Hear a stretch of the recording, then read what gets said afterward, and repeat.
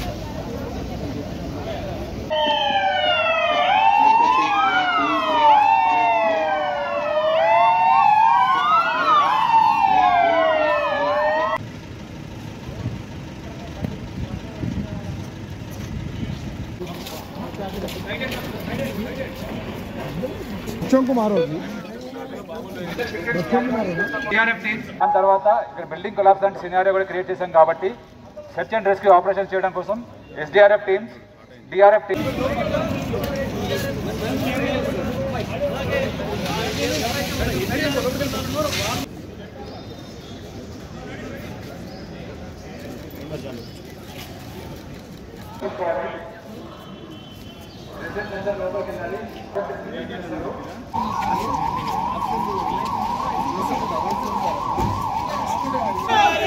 Hey!